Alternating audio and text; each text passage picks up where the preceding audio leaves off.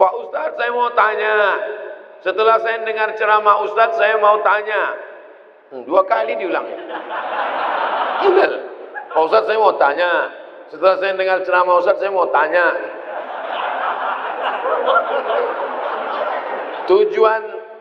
Tujuan hidup di dunia ini harusnya seperti apa, Pak Ustadz? Untuk apa kita di dunia ini, Pak Ustadz? Biasanya pertanyaan orang macam ini dia udah di tepi jembatan.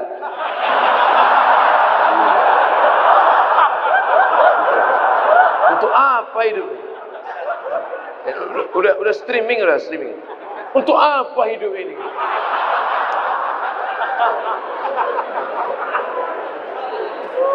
Satu.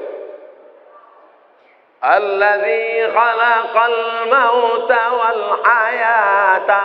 Allah menciptakan hidup dan mati. Untuk apa? Liyabluwakum ayyukum ahsanu amala. Supaya Allah melihat siapa yang paling baik amala. Makanya kalau mau jadi pejabat, jadilah pejabat yang amalnya baik. Jadi polisi, jadilah polisi yang amalnya baik. Jadi tentara, jadilah tentara yang amalnya baik. Jadi ustadz, jadilah ustadz yang amalnya baik. Karena kita hidup ini dituntut siapa yang paling baik amala. Amal bukan sholat. Amal bukan baca yasin. Amal bukan puasa sunat. Itu ibadah. Hebat Pak Bupati kami, Pak Ustaz. Kenapa? Pak Bupati kami rajin sholat duha. Itu bukan amal. Itu siapapun bisa. Sholat duha tak perlu jadi bupati. Betul? Yang dimaksud amal adalah dengan jabatan kekuasaan yang ada di tangan kita, bisa kita berbuat. Kalau jadi anggota dewan, buatnya perda syariah. Anak SD tidak boleh masuk SMP kecuali punya ijazah MDA. Setuju? Itu baru dengan kekuasaan. Jangan nanti udah pensiun baru datang Ustaz Somad, apa yang bisa kita buat untuk bangsa ini? Tangan udah menggeletar. Itu apa? Ustaz Somad, kami sebagai aparatur negara, PNS, apa yang bisa kami buat amal kami? Mana PNS? PNS kemana nih?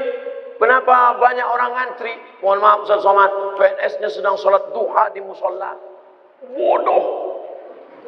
Amal PNS bukan sholat duha. Sholat duha sebelum berangkat tadi.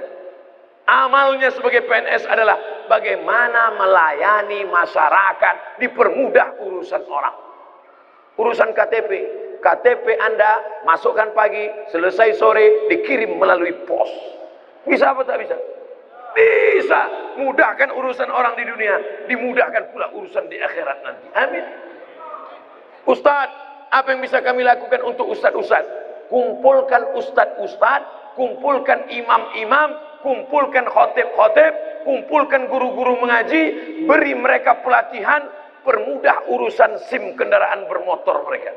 Setuju? Wah, banyak yang setuju. Kenapa Ustaz tiba-tiba ingat itu? Ingat dulu saya susah ngurus SIM. Dulu waktu sebelum terkenal. Masya Allah, tabarakallah. Artinya apa? Ketika Allah titipkan jabatan di tanganmu, pakailah. Ayyukum ahsanu amala. Ustaz, kami ini masih mahasiswa, masih sekolah. Lalu amal kami apa? Kau senangkan saja hati orang tuamu, pulang ke rumah, ayah, emak, nih transkrip nilai, mak. Nih. Berapa IP kau nak? 2,0. Hah? Kenapa 2,0? Ayah sabar ya, ini takdir dari Allah. Anak hantu. Dikasih duit, bukannya menyelesaikan masalah, menambah masalah. Yang masih kuliah, yang masih sekolah, kalau belum bisa kalian senangkan emak ayah kalian, jangan kalian susahkan mereka. Jangan asal balik susah.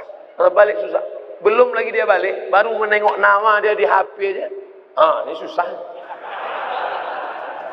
Yang pertama amala. Yang kedua baru wa ma khalaqtul jinna wal insa illa liya'budun, ibadah. Itulah dia sholat, baca Quran, tahajud, puasa sunat, itu ibadah. Jadi kita ini gunanya di dunia ini cuma dua saja, amal dengan ibadah.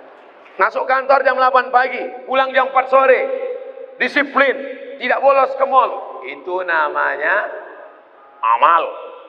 Bapak polisi merazia orang, melanggar peraturan, saking kan dia mau menegakkan, sampai dipeluknya kaca mobil Kijang Innova. Itu amal apa ibadah? Amal. Amal itu namanya.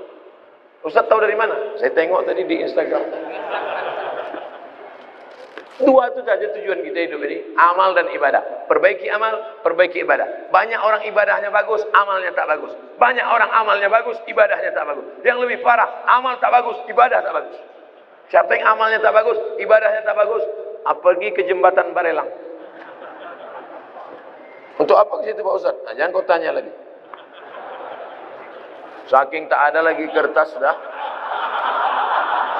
Selamat menikmati.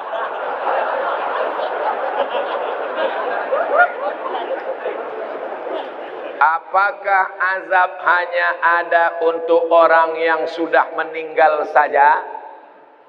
Allahumma inni a'udzubika min azabi jahannam wa min azabil qabri wa min fitnatil mahya wal mamat wa min syarri fitnatil masihid dajjal. Hadis riwayat Muslim. Baca sebelum salam. 4. Allahumma inni a'udzubika min azabi jahannam wa min azabil qabri wa min fitnatil mahya wal mamat wa min syarri fitnatil masihid dajjal. Tangannya tetap satu, jangan 4. Hadis sahih.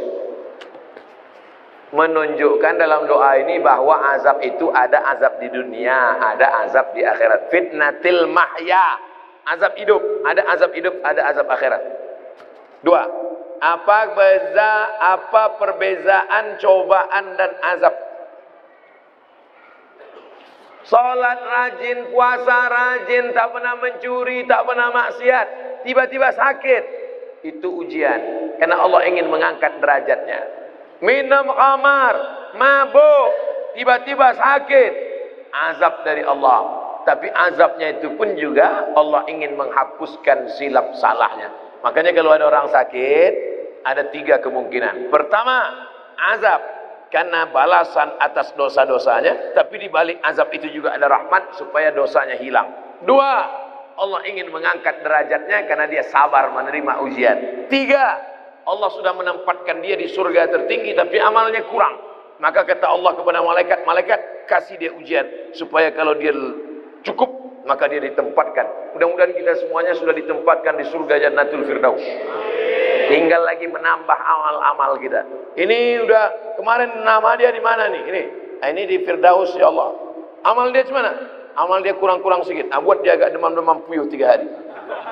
Kalau dia sabar masuk. Kalau nanti Bapak Ibu jamaah Tanjung Pinang masuk ke dalam surga, amin. Pas sampai ke dalam surga, tengok kanan kiri tak ada saya. Mana Ustaz Somad? Cari saya di ruang VVIP. Pede kali Ustaz. Orang Islam mesti pede. Yang ngajarkan dia pede Nabi. Man qala la ilaha illallah Muhammadur Rasulullah dakhalal jannah. Siapa yang mengucapkan la ilaha illallah Muhammadur Rasulullah dakhalal jannah, masuk surga. Ini banyak orang, kau gimana masuk surga? Entahlah Pak Ustaz, enggak pasti lagi. Apa tak pasti? Kau masuk surga, pasti masuk surga. Cuman masalahnya masuknya kapan? Nah itu aja. Ada yang antriannya panjang, pakai transit delay pula lagi. Nauzubillah.